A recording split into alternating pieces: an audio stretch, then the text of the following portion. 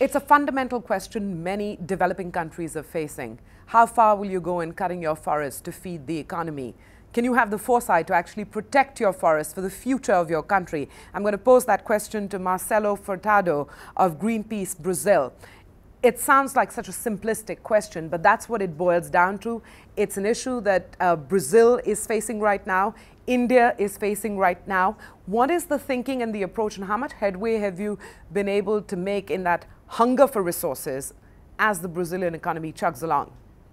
I think the good news is if you ask any ordinary Brazilian on the street what is the most important issue regarding the environment, people, and challenge for Brazil regarding the environment, people will say deforestation. And if you ask people what are their primary concern about the environment, people will say climate change. So the good news is people understand there is a correlation between deforestation and climate change. And yet, if I had to ask them another question, what is it that they seek the most? A job, money. Would that be the answer that you'd get? Because if that's also an answer that you're going to get, that's there arises right. the conflict. So people will also say that prosperity is a primary driver. And I think that what you see in Brazil in the last decade or so is a huge change of people moving from poverty to a low middle class capability, meaning that we made a whole new group of consumers available to the country. And the question is, now we have to do the second job, which is getting people beyond consuming to thinking. And I think the question that you're posing about the balance of how do we deal with our natural environment and how we deal with the development challenges are only a big question because we're actually addressing it from a wrong perspective. Now, I'll give an example. When you look at the forest, it's not only about keeping trees up, it's about keeping a whole ecosystem, it's keeping a culture. In the forest, in the Amazon forest, we have 92% of our clean water. It is the water that falls in the center south of the country in the form of rain, feeding the agriculture, feeding the hydropower plants, and feeding the largest cities comes from the Amazon. So if you don't have an Amazon forest, you have no food, no water, no electricity. When people start understanding the connectivity, they say, wait a minute, then I understand that I need the forest, not only for the biodiversity role it plays, but also for the climate service it plays. It provides. So I think it's very important to understand that we're not only talking about trading of soya, cattle, logging, we're actually talking about a fundamental piece of the balance of our ecosystem and the balance of our economics as well. Well, it's good to know that the people of Brazil are absorbing this. But what is the institutional framework that the government has set up as it navigates this space? And what is the kind of interface between Greenpeace Brazil and the government in that institutional building? Well, the good news also is that I think we were able to create an indicator. The deforestation indicator became as a touchy political issue as the inflation.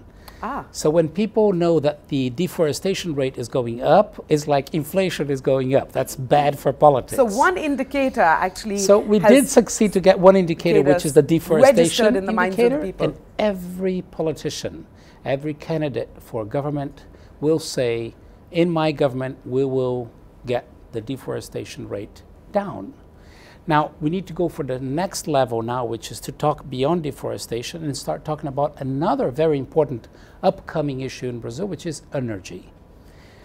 We have, if you look at our profile of emissions, 75% of Brazilian emissions comes from land use and deforestation. But by 2020, energy will match the deforestation rate. So the big question is, what is the source of energy Brazil will seek to develop? It is important to have energy to develop, that's a given, but we have choices to make.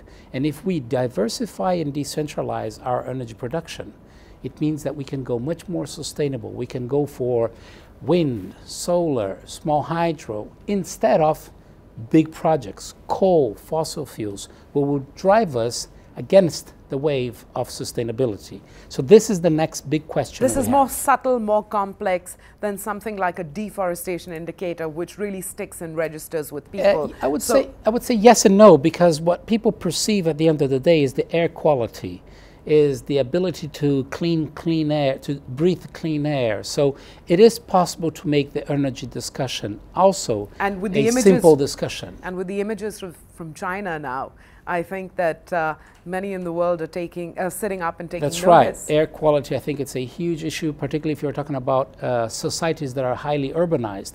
Brazil, 85% of our population lives in big cities. So it does make it easier to have this conversation.